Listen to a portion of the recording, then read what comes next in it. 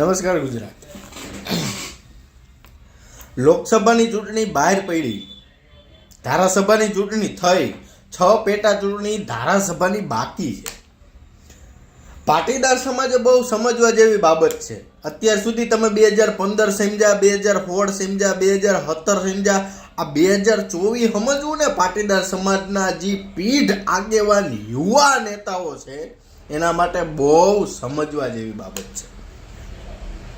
ભારતીય જનતા પાર્ટીની ચૂંટણી હોય, ભારતીય જનતા પાર્ટીનો પક્ષ મોખરે હોય, ભારતીય જનતા પાર્ટીની સાંસદની ચૂંટણી આવતી હોય, ધારાસભાની ચૂંટણી આવતી હોય, ત્યારે ભારતીય જનતા પાર્ટીને સૌથી મોખરે ફંડ આપવામાં 3 જિલ્લાઓનું નામ મોખરે છે: રાજકોટ, જામનગર અને જુનાગઢ. ભારતીય જનતા પાર્ટીએ પાટીદારોનો વિશ્વાસ જીતી અને આ ગુજરાત ઉપર રાજ કર્યું છે. આ પાટીદારોએ ભૂલવું ના જોઈએ. જેને મહારાણા પ્રતાપે જ્યારે હુંગલ આમ કહેવાય કે બજારની માથે દાબડતા દેહ મૂકી હતી, એ જ પ્રમાણે ભારતીય જનતા પાર્ટીને 2015 પછી ગુજરાતની અંદર પોલા પગ મૂકવામાં પણ પાટીદારનો એક મોટું બાવડું છે. આ ભારતીય જનતા પાર્ટીએ ના ભૂલવું જોઈએ.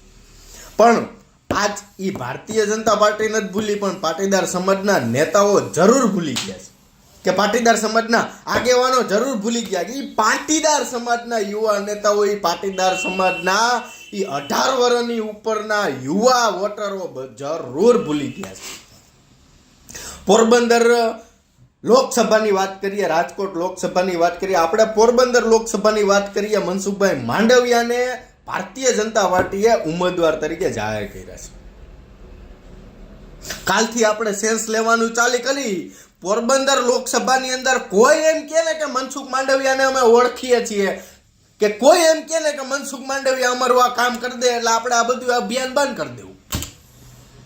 પાટીદારના દીકરા છો, ભલામણા, બી પોઝિટિવ ઓ નેગેટિવ બ્લડ ગ્રુપ ધરાવો છો, તમારી પાસે કોઈ સ્થાનિક નેતા નથી. હમણાં જ તાજેતરની અંદર ગળતની અંદર મર્ડર થયું તો સ્થાનિક નેતાની આ ભૂપેન્દ્ર ભાયણી હાજર હતા. એટલા માટે એનું સોલ્યુશન, જે પ્રકારની કાર્યવાહી કાયદેસરની કરવાની હોય, કાયદેસરની કાર્યવાહી ન્યા થઈ હતી. ન્યા આપણે બહારથી કેન્દ્રીય મંત્રીને ફોન કરીને બોલાવવાના નહોતા કે મનસુખભાઈ તમે આવો. આ જ વાત ઉપર તમે તમારી છોકરીના વિવાહ કરવા જાવશો તોય તમે તમારા આજુબાજુનું ગામડું ગોતો છો કે હું મારી છોકરીને મળી શકું, મારી છોકરી કઈ હાલતમાં છે એ હું જોઈ શકું, એટલે તમે આજુબાજુનું ગામડું ગોતો છો. અને તમે પોરબંદર લોકસભાની અંદર આયાતી ઉમેદવાર ઉતારી દીધા. અમરેલી ભાવનગર શું છે ખબર તમને? અમરેલી ભાવનગર સુરતની અંદર જોઈ લો, અમદાવાદની અંદર જોઈ લો, ગુજરાતની અંદર જોઈ લો. અમદાવાદી એક સીટ, લગભગ એક સીટ, મેં બહુ જાણ્યું નથી પણ મારા અંદાજ પ્રમાણે અમદાવાદી એક સીટ. અમરેલી ભાવનગરને જે માહિતમ આપવામાં આવે છે ને ભારતીય જનતા પાર્ટીમાં, સુરતની અંદર એટલી સીટો લોકસભાની અમરેલી ભાવનગરની બહાર પડી, આપણે નગરપાલિકાની એટલી સીટો ભાવનગરની અંદર બહાર પડી. અમરેલી ભાવનગરના જ યુવા નેતાઓ એમાં બધા ભરવામાં આવશે. ડાયમંડ ક્ષેત્રમાં તો કે ભાવનગર. ભારતીય જનતા પાર્ટીને અમરેલી ભાવનગરના શકુંસો કે ત્યાંના ઉભરતા નેતાઓ પ્રત્યે એટલી બધી શું લાગણી છે ને કઈ ખબર નથી પડતી. તમારે સ્થાનિક ઉમેદવાર મૂકીને બહારથી આયાત કરવા પડે. અને પાટીદારના દીકરા થઈને 2017, 15, 14માં લોહી રેડા વગર તમે આ અનામત 10% મેળવીને તમે અત્યારે તમારા સ્થાનિક નેતાઓ મુદ્દે ચૂપ થઈને બેઠા છો. આ એક મોટી ભલામણ છે પાટીદાર સમાજને કે આપણે બોલવું જોઈએ. આપણે આપણો સ્થાનિક નેતા માગો જોઈએ. રાતે 12 વાગે કોઈક બાપાની પાહડી ભાંગે, કોઈ પોલીસ વાળો, કોઈ દવાખાના વાળો જેથી યાદ ન કરાવતો હોય તેથી આપણે સીધો ફોન કરી કે હાલો સાંસદ બોલો છો, અમારે આ પ્રકારનો પ્રોબ્લેમ થયો. તેથી સાહેબ સ્થાનિક સાંસદ હોય ને તો જેતપુરની તાલુકા હોસ્પિટલે, પોરબંદરની જિલ્લા હોસ્પિટલે, ગોંડલની તાલુકા હોસ્પિટલે એ સાંસદ ભોગી હગે. તમે મનસુખભાઈ માંડવિયાને પોરબંદર લોકસભાની ટિકિટ દીધી હવે કેન્દ્રીય મંત્રી છે તે પછી ગુજરાતમાં એને કોઈ દી દેખાડો નથી દીધો. એ પોરબંદરના લોકોને શું સહાય કરી દેવાના, એ જેતપુરના લોકોને શું સહાય કરી દેવાના, એ ગોંડલના લોકોને શું સહાય કરી દેવાના. તમારા બાપનું મનોબળ સમજાતું નથી. તમે અમરેલી ભાવનગરના ઉમેદવારો કેમ બધે આયાત કરો છો? ગુજરાતમાં કોઈ ભારતીય જનતા પાર્ટી માટેનો કોઈ એવો પીઠબળ, કોઈ એવો મુઈસુને આમ તાવ દઈને ઉભો રહી શકે એવો કોઈ ઉમેદવાર જ નથી ભારતીય જનતા પાર્ટીમાં. આ બહુ વિચારવા જેવી બાબત છે.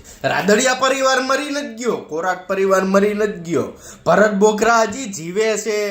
સૌરાષ્ટ્રના રાજકારણની વાત કરી દો, ભારતીય જનતા પાર્ટીને અને વિપક્ષને કોઈ પ્રકારનો કોઈ આમ મનની અંદર એવો રેલો હોય ને તો ભૂલી જાજો. આ ડોક્ટર બોઘરા, પછી આ આપણે રાદડિયા પરિવાર, કોરાટ પરિવાર ઘણા બધા જીવે છે.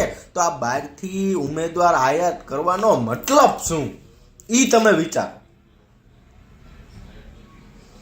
આપણે એક મત દેવો છે, આ આંગળીનું ટેરવું છે ને, આંગળીનું ટેરવે તમે જે મત દો છે ને, આ ટેરવાનું મહત્વ બહુ છે. 20 કરોડ 25 કરોડ 50 કરોડ 60 કરોડ 70 કરોડ આ જીવન જીવે સુધીની સહાય, આ બધું આ આંગળીનું ટેરવાનું મહત્વ છે.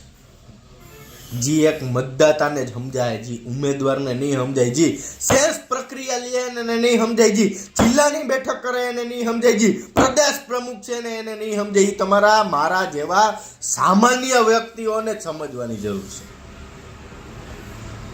પોરબંદર લોકસભાની અંદર અત્યારે જ મારા દીકરા ભાજપ વાળા ચેલેન્જ મારીને કહું છું, અત્યારે સેન્સ કરાવો, મનસુખ માંડવિયાનું નામ નીકળે ને એટલે ટકો કરાવીને મનસુખ માંડવિયાનો પ્રચાર કરવો આપણે, પણ નહીં નીકળે. હુકામે પોરબંદર લોકસભા સ્થાનિક ઉમેદવાર માગે. લલિત વસોયાને કોંગ્રેસ જાહેર કરો. કા કોંગ્રેસે ભરતસિંહ સોલંકીના એનો મૂક્યો? કા કોંગ્રેસે આમ અનંત પટેલને ત્યાંથી ઉપાડીને એનો મૂક્યો? એ તમારા ભાજપ વાળામાં જ કેમ? અને ઈ પાછું અમરેલી ભાવનગરના જ લોકોને ઉપાડીને બધે મૂકે છે. બાકી આ 3 જિલ્લાનું સૌથી વધારે ફંડ જાય, 3 જિલ્લો ભાજપ પ્રત્યે એટલો બધો પ્રેમ દર્શાવે, 3 જિલ્લો ખોડલધામથી માંડીને ભાજપ પ્રત્યે એટલી રેલીમાં આશ્વાસન, ઉત્પાસન અને પાટીદાર સમાજ અને અન્ય સમાજ પ્રત્યેની એટલી લાગણી ઉભાર કરાવે, પણ તોય આ 3 જિલ્લાઓમાંથી એક પણ નેતાનું નામ નહીં. કોઈ એની માનું ધાવણ ધાવીને પેદા જ નથી થયો. એ નેતા પાટીદાર સમાજનો નેતા પેદા થયો હોય ને એના દિલમાં એટલી લાગણી હોય તો આનો વિરોધ કરવો જોઈએ. અમારે સ્થાનિક ઉમેદવાર જોઈએ, અમારે આયાતી ઉમેદવાર ન જોઈએ. અને આનું પરિણામ તમે કદાચ સીટ નહીં ફેરવો તો આનું પરિણામ આવનારા સમયમાં દેખાવાનું જ છે. આનો તડતોડ વિરોધ થવાનો. આ હું નથી કહેતો, આ તમારા ગાભા મારું કાર્યકર્તાઓ, આ તમારા જે ભારતીય જનતા પાર્ટીના એક પોસ્ટ શેર કરવા વાળા કાર્યકર્તાઓની ડાબી બાજુ આવેલા દિલની લાગણીઓ બોલે છે. આ પ્રદેશ પ્રમુખે મગજમાં લેવું જોઈએ. ખાલી પેટ પ્રમુખ બનાવીએ, ખાલી સભાઓ કરીને ચૂંટણી નથી જીતાતી. આ મગજની અંદર યાદ રાખવું.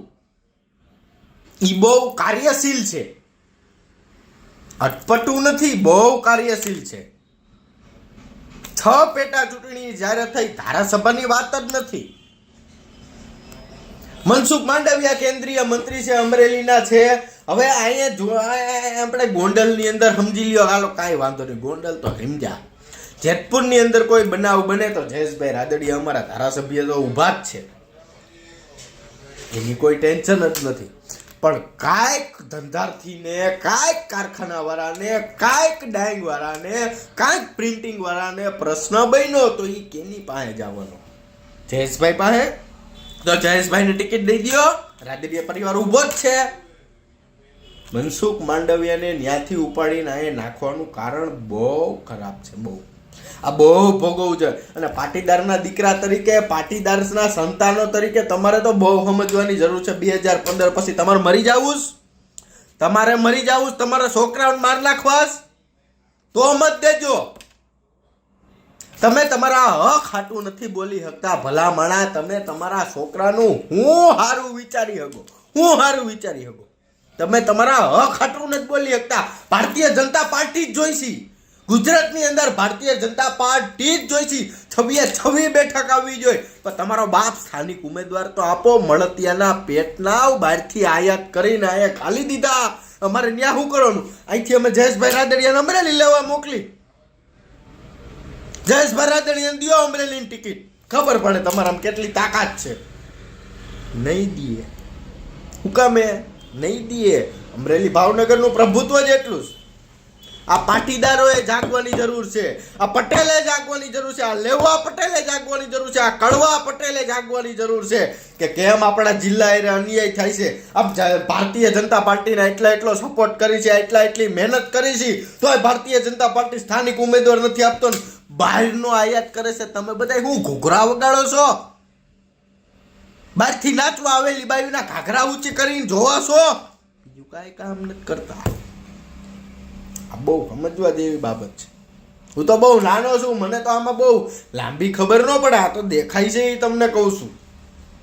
આ વિડીયોની પુષ્ટિ હું નથી કરતો, આ તો મને દેખાય છે ઈ હું તમને કહું છું. હાલી નીકળા સવો પાટીદારના નામે, હું પટેલ, હું લેવા, હું કડવા. તું તારો સ્થાનિક ઉમેદવાર નથી નક્કી કરી શકતો. એક ધોત જેવી પાર્ટી આવીને આયે બીજો આયાતી ઉમેદવાર નાખી દે અને તમે બધાય રોજડાવની જેમ જોયા કરો છો. આનાથી મોટી ગુલામી દુનિયાની અંદર કોઈ ન હોય. આનાથી મોટી ગુલામી દુનિયાની અંદર કોઈ ન હોય. હગા બાપની ગુલામી એનો છોકરો આવી ન કરે જેવી તમે અત્યારે પાટીદારના નેતાઓ કરી રહ્યા છો. જયેશભાઈ રાદડિયા પાસે હું વર્ચસ્વ નથી, જયેશભાઈ પાસે વર્ચસ્વ નથી, લલિતભાઈ પાસે વર્ચસ્વ નથી, રમેશ ધડુક પાસે વર્ચસ્વ નથી. તમે તમારા બાપને જાત્રા નહીં કરાવી હોય, રમેશ ધડુકે અમારા મત વિસ્તારના લોકોને જાત્રા કરાવી છે, તમે તમારા બાપને નહીં કરાવી. આ ઈ રમેશ ધડુક બધાની યાદ આવે છે, આ ઈ જયેશ રાદડિયો બધાની યાદ આવે છે, આ ઈ ભરત બોઘરા બધાની યાદ આવે છે. કોણ ભરત બોઘરા ઓળખાસ? પાટીદાર સમાજ માટે બસ ઈ કેડી પરવળિયા હોસ્પિટલ બનાવી ઈ જ.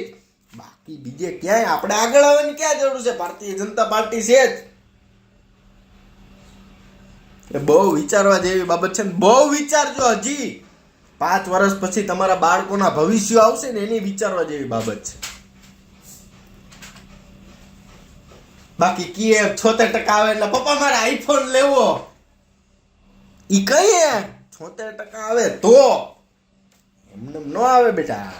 એમને આયાતી ઉમેદવાર ન આવે, એમાં આઈફોન લઈ દીધો હોય, એમને થોડોક આયાતી ઉમેદવાર આવે. એટલે જલ્દી હજી ઘણો બધો ટાઈમ છે ભારતીય જનતા પાર્ટી પાસે. આનો કાયદેસર કમ્પ્લીટ સેન્સ તમે, હું ભરના દીકરાઓ સેન્સ લ્યો. અમે તમને કાલથી સેન્સ લઈને બતાવશું. કાલથી મારો રોજ વિડીયો આવશે. આ પોરબંદર લોકસભાની અંદર જેટલા ગામડા આવે છે, જેટલા સિટી આવે છે, તમામ લોકોની સેન્સ લેવામાં આવશે. કોણ ઓળખે મનસુખ માંડવિયાને? કોણ ઓળખે? સ્થાનિક ઉમેદવાર આપો, જીતવું હોય ને તો. બાકી આમ જો મુઈસુનો મરોડાને ખુલ્લી ચેલેન્જ મારીને કહી છે મનસુખ માંડવિયા હારશે. જય સરદાર, મળશું નવા વિડીયો.